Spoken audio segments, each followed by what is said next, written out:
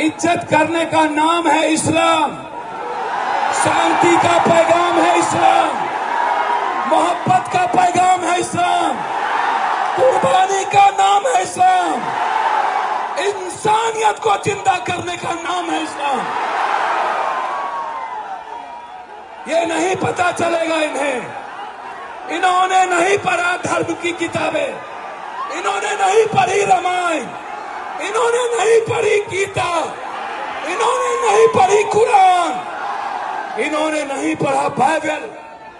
ये सिर्फ एक चश्मे से इन्होंने संविधान को नहीं पढ़ा, ये संविधान को नहीं मानते, ये मुसलमान के विरोधी नहीं है, ये मुसलमान के आड़ में सनातन की संस्कृति को मिटाना चाहते हैं।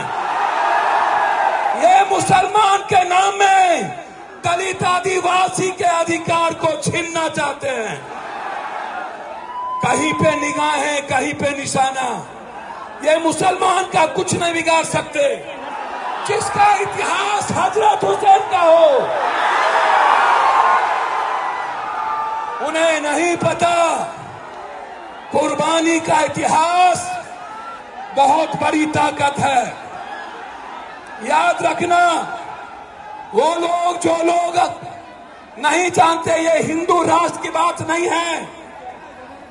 पूरी दुनिया सिर्फ संविधान को मानते हैं।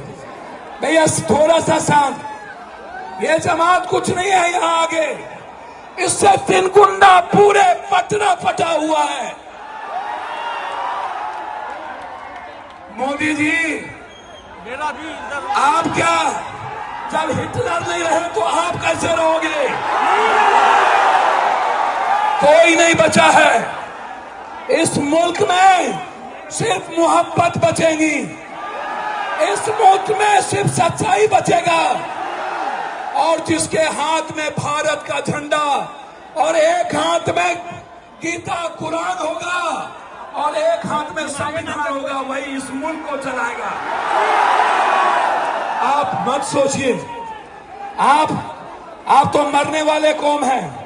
मोदी को नहीं पता, जो मोहम्मद साहब को मानते हैं, इस्लाम को, वो दुनिया में किसी से नहीं डरते। जो रियल में गीता की बात करता है, इन्हें शांति का पैगाम नहीं पता। अरे मोदी जी, ताकत उस हाथ में है। जब प्रियंका गांधी ने फिलिस्तीन के सवाल पर झोला लगा करके हिंदुस्तान के उस पार्लियामेंट जाता है और कहता है सेव इंसानियत, सेव ह्यूमनिज्म, सेव ह्यूमनिटी, उसमें ताकत है। आवाज देते हैं वो लोग, जो लोग डरते हैं विचारों का नाम लेने से, जो लोग डर जाते हैं सियासत के कुर्सी के कारण, वो मुसलमान से और इस्लाम से मोहब्बत नहीं कर सकता। भैया आप बिल्कुल मत घबराइए। 243 सांसद वक्फ बिल के सपोर्ट में वोट दिया है।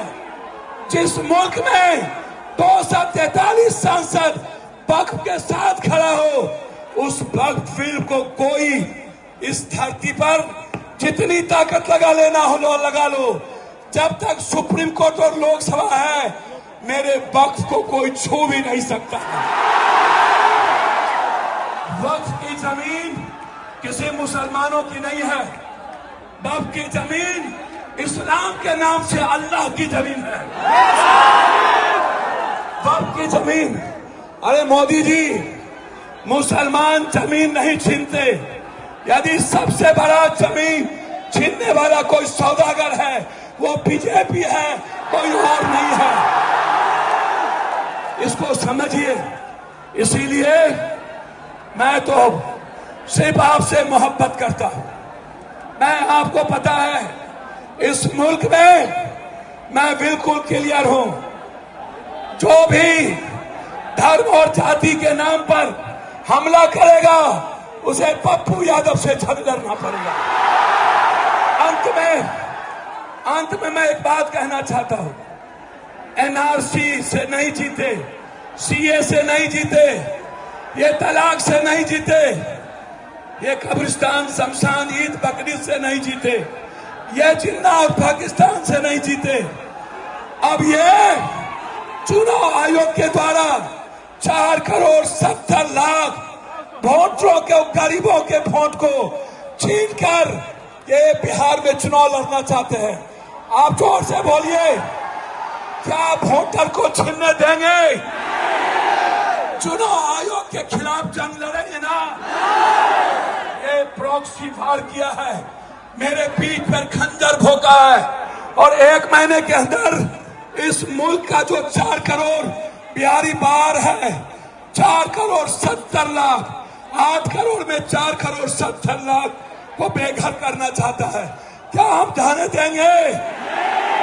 इन्हीं शब्दों के साथ मैं आपको कह देता हूं, जब जब संविधान पर हमले होंगे, जब जब किसी शांति और मानवता के लिए जीने वाला इस्लाम हो या सिख सनातन पर हमला होगा, और ये पाखंडी बाबा से लेकर नरेंद्र मोदी जी आप कितना हमला कर लो, लेकिन ये मुल्क आपको बर्दाश्त नहीं करेगा।